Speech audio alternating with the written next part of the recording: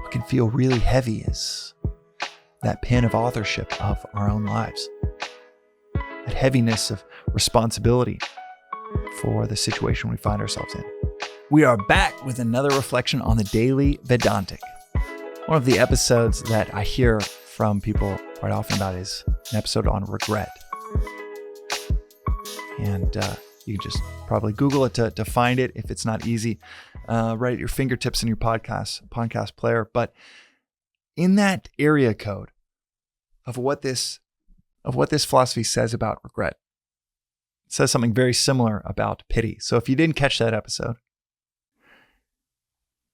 well, the theme will be represented in this one as well. Pity and self-pity, according to this philosophy, is one of the worst qualities a human can have. One of the worst qualities. This kind of woe is me. Oh, this isn't going my way. It's an indulgence. Indulgence in this very fun sandbox of being the victim, of not having control over your life, of someone else being the author of your fortune or misfortune. It is an indulgent, artificial, temporary form of freedom. I'm no longer responsible. And it feels as good as eating a pint of ice cream. It's quite indulgent, quite freeing in a temporary sense, like taking a drug, where you say, wow, yeah, I can't believe this happened to me. They did this.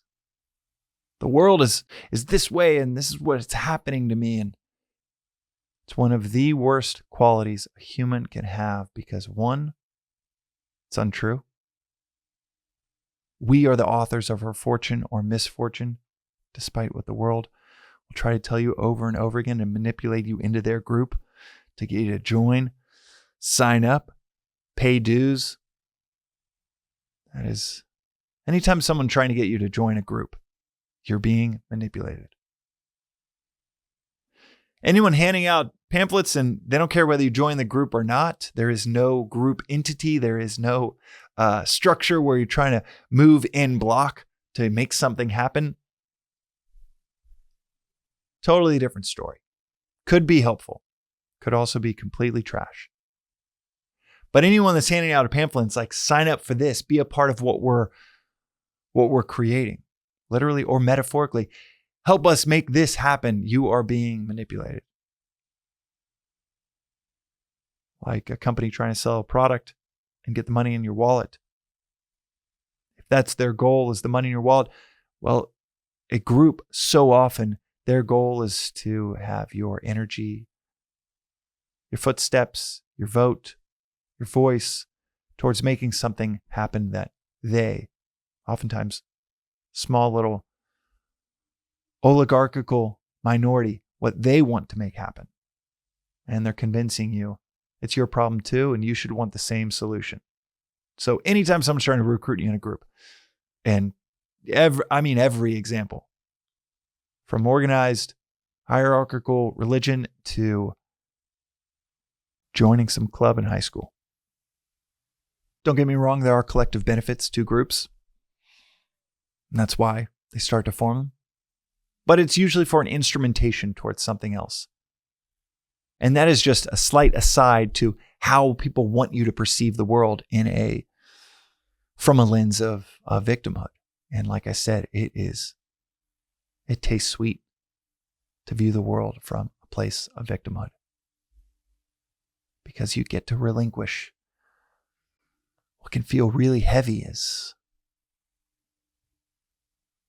that pin of authorship of our own lives. That heaviness of responsibility for the situation we find ourselves in. But when we relinquish that responsibility, not only is it untrue, but it's very hard to get back into control of your life. You give up control of who's running your household for a couple of years, hand the reins over to, and the keys over to a couple neighbors. It's a couple strangers. It's really hard to fix whatever choices they made. You get a squatter in there, come back in 5 years, probably not going to like what they did with the place. When you give up responsibility, hand over the keys to your approach to life, your fortune, your misfortune, it is hard to recover from it. Regret is a useless emotion because it does not help you move forward, nor is it helpful for your community. You should bounce back like a rubber ball, not like a lead plate, as is described in this philosophy.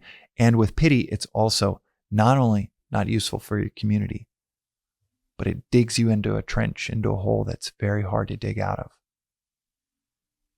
When you indulgently assume this perspective that, well, someone else could come along at any point and design massive misfortune for me. So what's the point of even trying to take the reins, authorship, responsibility of my life? Pity is one of the worst qualities of humanity. And if you have these moments of pity, it's okay. We all do. Feel like we're wronged. We all do. But one, bounce back like a rubber ball. Recognize, okay, that's not a helpful emotion. That is not an accurate nor helpful perspective. But also, the 3 daily practices: question everything, don't take anything for granted, and study and reflect daily. Try to use it as a scenario, a situation, an exercise in how can I choose to not even take this for granted? Not just the net negative, but how could I turn this into a net positive of, yeah, this happened to me, but maybe this happened for me. How could that be true even for 10 or 15 minutes journaling? What could the possible positives for my community? What could come from this? And you turn a net negative into a net positive. Don't take anything for granted. Such a healthy approach to both the positive and the, at the time, seemingly negative events in our lives. Something that is not healthy, it's never healthy, is pity. That's today's reflection on the Daily Vedantic. We'll see you next time.